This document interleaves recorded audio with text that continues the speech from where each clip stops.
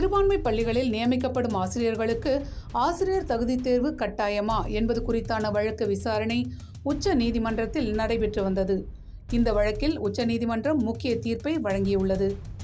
மகாராஷ்டிரா உள்ளிட்ட மாநிலங்களைச் சேர்ந்த 20க்கும் மேற்பட்ட மனுக்கள் ஒரே வழக்காக விசாரிக்கப்பட்டு வந்த நிலையில் வழக்கில் உச்ச நீதிமன்ற நீதிபதி திபங்கர் தத்தா அமர்வு தீர்ப்பு வழங்கியுள்ளது.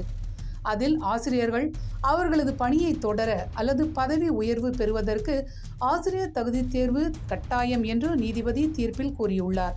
இருப்பினும் பல்வேறு சூழல்களை கருத்தில் கொண்டு பணியில் உள்ள ஆசிரியர்கள் அவர்களின் ஓய்வு பெறும் வயதை அடைய 5 ஆண்டுகள் மட்டுமே உள்ளது என்றால் அவர்கள் ஆசிரியர் பணியை தொடரலாம் என்றும் 5 ஆண்டுகளுக்கு மேல் பணியாற்ற வேண்டிய சூழல் உள்ள ஆசிரியர்கள் ஆசிரியர் தகுதி தேர்வில் தேர்ச்சி பெறுவது கட்டாயம் எனவும் நீதிபதி தீர்ப்பளித்துள்ளார். ஒருவேளை ஆசிரியர் தகுதி தேர்வில் தேர்ச்சி அடையவில்லை என்றால் ஆசிரியர் பணியிலிருந்து வெளியேறலாம் அல்லது பணி ஓய்வின் போது கிடைக்கப்பெறும் இறுதி சலுகைகளுடன் கட்டாய ஓய்வு பெறலாம், அதாவது VRS பெறலாம் என நீதிபதி உத்தரவில் தெரிவித்துள்ளார்.